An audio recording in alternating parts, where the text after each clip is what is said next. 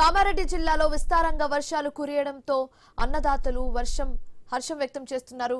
వరుణుడు కనిపించకపోవడంతో వ్యవసాయ పనుల్లో నిమగ్నమైపోయారు. అయితే ఈ ఏడాది ఎల్నినో ప్రభావంతో వర్షపాతం ఎక్కువగా ఉండే అవకాశం ఉన్నందున వరికి బదులుగా పెసరు, మినుము, కంది, జొన్న, నువ్వులు, పత్తి, మొక్కజొన్న, సోయాబీన్ వంటి ఆరుతడి పంటలను సాగు చేయాలని జిల్లా వ్యవసాయ శాఖ అధికారి మోహన్ రెడ్డి రైతులకు సూచించారు.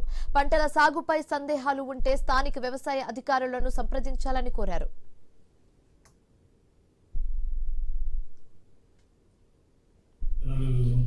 వేయడంలో కొద్దిగా వాళ్ళు ఇంకా ముందు ఆడుతున్నారు. ఇంకా సరైన వర్షం లేక విత్తనాలు వేయడం లేదు. కాకపోతే అక్కడక్కడ వరి నాట్లు అంటే బాన్సర్ కాన్స్టిట్యూన్సీలో వరి నాట్లు పెట్టడం జరుగుతుంది. ఇంకా మిగతా ఏరియాలో వరి నాట్లు పోసుకోవడం జరిగింది. నాటు వేసుకోవడానికి వాళ్ళు ఇంకా ముందు రావడం జరుగుతుంది. కాబట్టి ఎల్లినో ప్రభావం ఉంటుండొచ్చని వాళ్ళ ఆందోళన చెందుతున్నారు.